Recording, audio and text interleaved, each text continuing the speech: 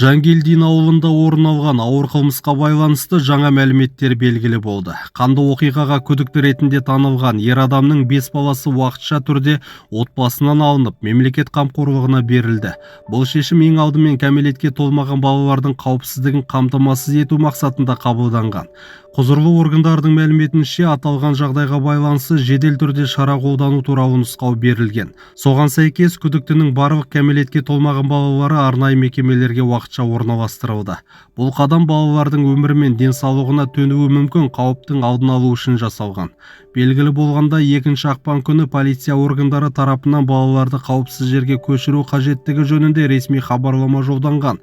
Осыдан кейін тиісті мекемелер бірлесіп, балалардың тағдырын шешу бойынша шұғыл отырыс өткізген. Нәтижесінде 3 бала кәмелетке толмағандарды бейімдеу орталығына уақытша жіберілетін болды.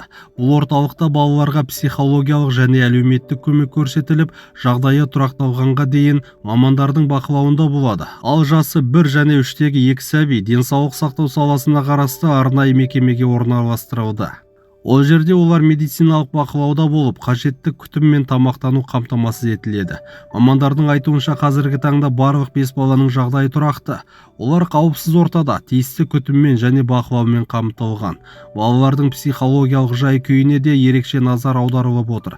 Себебі мұндай ауыр оқиғаның кәмелетке толмағандарға тигізер әсері өте ауыр болуы мүмкін. Бұған дейін полиция органдары Махамбет ауданының 29 жастағы тұрғынын іздестіруге жариялаған болатын.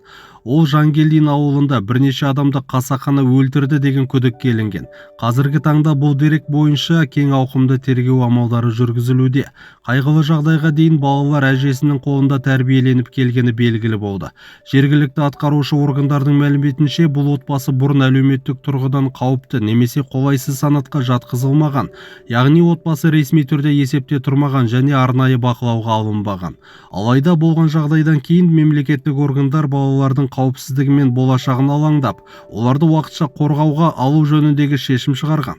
Бұл шешім балалардың өміріне, денсаулығына және психологиялық жай-күйіне қауіп төнбеу үшін қабылданған мәжбүрлі шара. Қазіргі уақытта балалардың әрі қарайғы тағдыры арнайы комиссияның шешімімен анықталатын болады.